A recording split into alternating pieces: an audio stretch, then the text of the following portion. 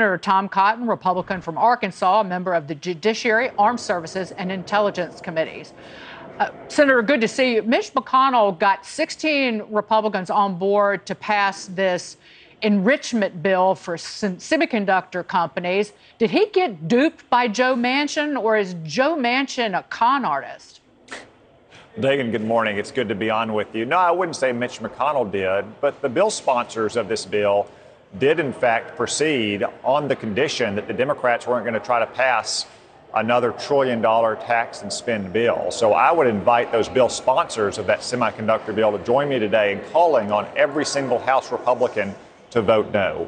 We should not be greasing the skids this week for the Democrats to spend $250 billion so they can spend another $500 billion next week. That's only going to add to the record high inflation Joe Biden has already created. And now that we're in a recession, the tax increases are only going to kill your jobs. This is a terrible bill, and we have to stop it.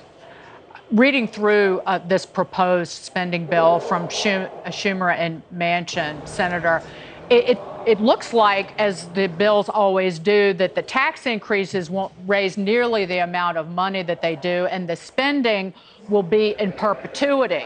Say the expansion for the premium enhancement for Obamacare, it's not going to last 3 years. It'll last, well, forever, meaning it's an entitlement expansion. And over again, King Rogoff, the famed economist, said, so it's not about a tax increase when the economy's slowing. It's about fueling inflation. With the chip bill and this idea from Manchin and Schumer, it's a combined more than $700 billion in spending.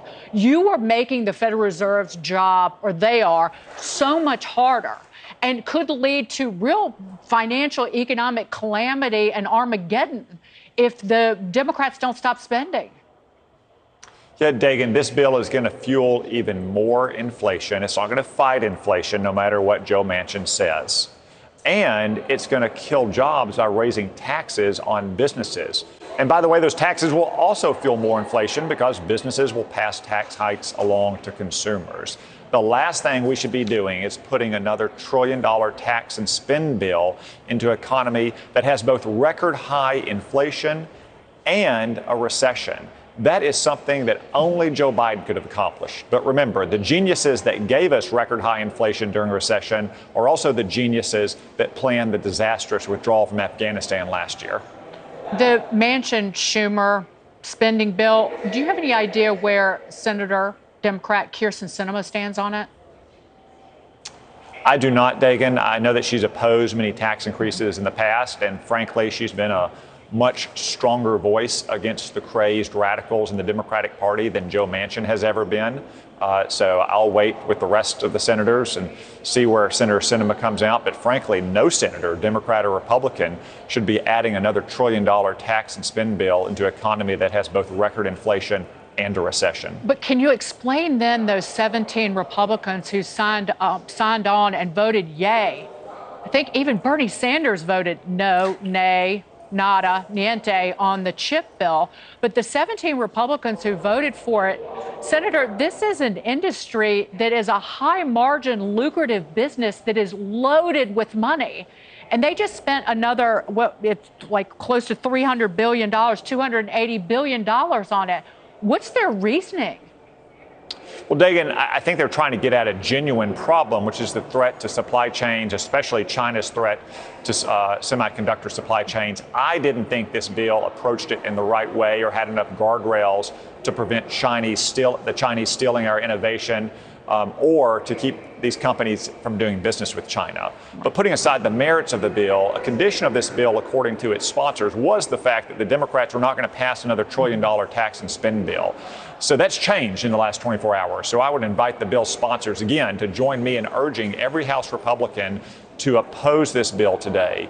We shouldn't grease the skids with $250 billion of Democratic spending this week for another $500 billion of Democratic spending next week. Yeah. And of those 17 Republicans, only 2 of them are up for re-election. So what did the other 15 do to the Republicans who are running in November? I digress. I want to ask you, Senator, about the Democrats appear to be turning up the pressure on Attorney General Merrick Garland to bring charges against former President Trump over the January 6th riots at the Capitol. An op-ed in the New York Post by Andy McCarthy, a Fox contributor, argues that Garland is in a very tough spot. Andy McCarthy wrote this, quote, "For all its posturing as a rule of law pillar, the Biden Justice Department, like the Biden administration broadly, is cowed by the Democrats' hard left base," adding, "The Democratic base's most cherished desire is the prosecution of Donald Trump. Garland knows that prosecuting Trump on flimsy grounds would rip the country apart. He's also worried, however, that Biden's left flank is poised for mutiny if there is no indictment." Your reaction to that and the pressure that Merrick Garland could be under? Well, color me unsympathetic to Merrick Garland's position. He's an ivory tower liberal who spent 25 years sitting up in a courtroom divorced from the real world. He came into the Attorney General's office last year, though, and revealed himself as a partisan hack. He's the one, remember, who sicked the feds on parents going to school boards concerned about their kids' education. He's the one who refused to arrest protesters who were outside of justices' homes in violation of federal law. He should resign in disgrace. And if he doesn't, Joe Biden should fire him. And if he won't, then we should impeach him come January. Has Joe Biden fired anyone, Senator? I mean, No, Alejandro because Mayorkas still has a job. Well, unfortunately for Joe Biden, if he fires anyone, it just points the finger back at himself because he is the root of his own administration's problems. He's the one that delivered record high inflation, that put us into a recession, that ordered the botched Afghanistan withdrawal. Joe Biden has to blame for the results of his disastrous policies. Senator Tom Cotton, thank you, sir. Great to see you. Thank you.